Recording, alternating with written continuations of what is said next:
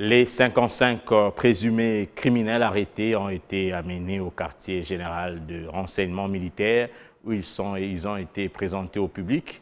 L'armée se félicite de cette opération réalisée par ses services. Des indices, selon le porte-parole de l'armée, qui s'apparente à un groupe bien organisé, d'où la poursuite minutieuse de l'enquête. Le général Sylvain Ekenge rassure la population de sa sécurité et de ses biens. Bandeau rouge sur le front, c'est en pleine opération criminelle qu'ils ont été trouvés par les FARDC. 53 du lot des 55 arrêtés par le service des renseignements militaires ont été présentés à la presse par le porte-parole de l'armée. Ce que vous voyez devant vous, ce sont des vrais criminels qui sont même au-dessus des Kourouna. Ils sont auteurs de beaucoup de voies de fait, des attaques d'autres jeunes, des attaques des paisibles citoyens dans les quartiers des Grands Malik et des anciens combattants.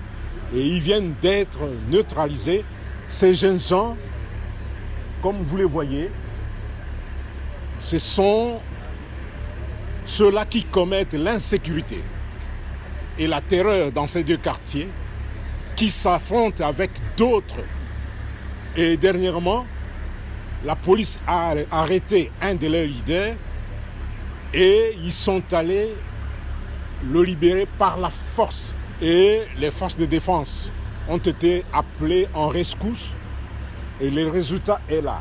Appréhendés avec un lot de matériel de communication, des panneaux solaires, des batteries, ce groupe de présumés criminels s'apparente à une bande organisée et un mouvement insurrectionnel, avec un commandement, d'où la nécessité de les exploiter pour des fins d'enquête. Et avec eux, on a trouvé tout ce que vous voyez ici comme panneaux solaires et un appareil de phonie avec qui ils communiquent, on ne sait pas encore, mais les services vont travailler pour connaître qui les entretient et pour connaître aussi leur motivation. Ils étaient en pleine opération et on les a arrêtés. Ils seront exploités par les services et après, on les mettra à disposition de la justice.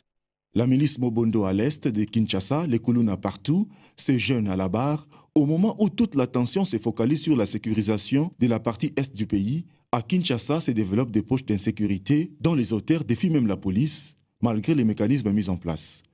Sur le plan international, la capitale congolaise est déjà en alerte orange. La question est, serait-il envisageable de passer sous état de siège cette ville mégapole?